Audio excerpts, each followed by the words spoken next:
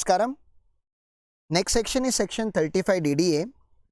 This also talks about amortization of expenditure incurred on voluntary retirement scheme. Now, what is voluntary retirement scheme? Is this a replacement of your workforce usually? Okay. So, say for example, you are having some employees who are at the age of 52 years, okay, and their retirement is at 58 years. So, 6 more years they are having, okay, they can work with your organization. Now, issue here is this, please understand, if they work for few more years, your organization may run into losses because people who have reached at 52 years, they are highly paid, okay, their salary is very high and their efficiency is very low. Because of age factor, their efficiency is very low, and in current scenario, these people are not even equipped with current technology because they are little outdated so far as technology is concerned. So, company cannot remove them, company don't want to remove them, so they are just declaring a scheme which is voluntary retirement scheme.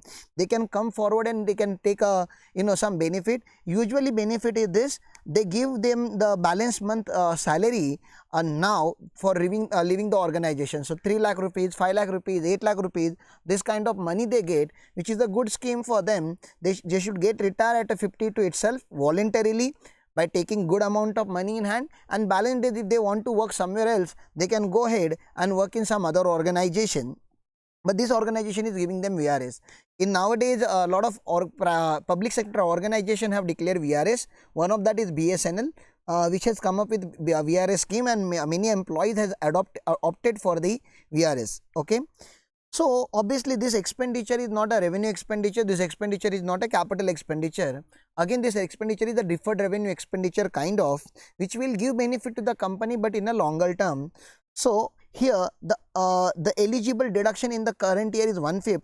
With the language 1/5, you can understand the deduction is available over the period of 5 years. Whatever eligible expenditure on VRS you are doing, those are allowed as a deduction, but not immediately. It is allowed over the period of 5 years. Therefore, current year it will be only 1/5. Look at this section.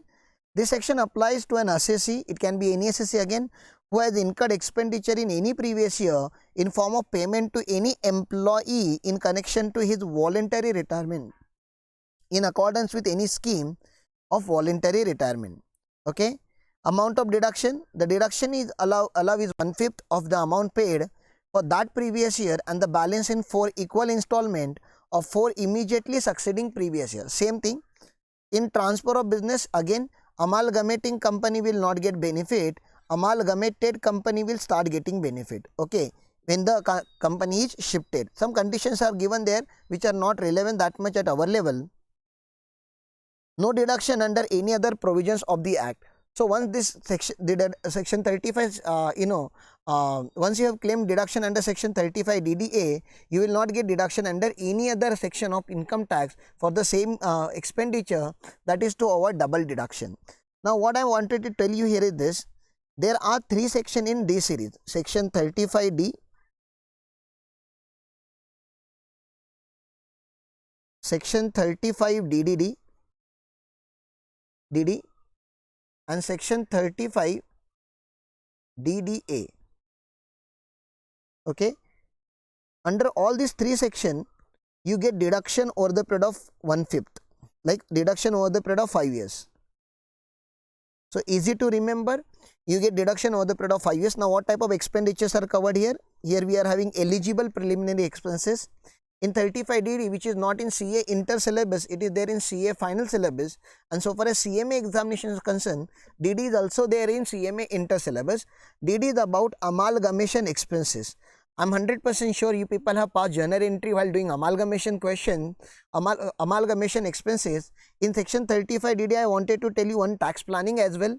Okay, amalgamation expenses should not be incurred by amalgamating company, it should be incurred by amalgamated company, because if it is incurred by amalgamating company, they will get deduction of only 1/5, because next year onward their company will not be into existence. But if those expenditures are incurred by amalgamated company, then amalgamated company can claim a deduction over the period of 5 years in a continuation manner. And here we are having expenses 35 DD day, we are having expenses of VRS scheme. So, In income tax 35D series gives deduction of preliminary expenses kind of or deferred revenue expenditure kind of expenditures, and therefore they are not giving deduction in the one installment, they are giving in the 5 installment. This is the common for whole D series. Please remember this. Thank you.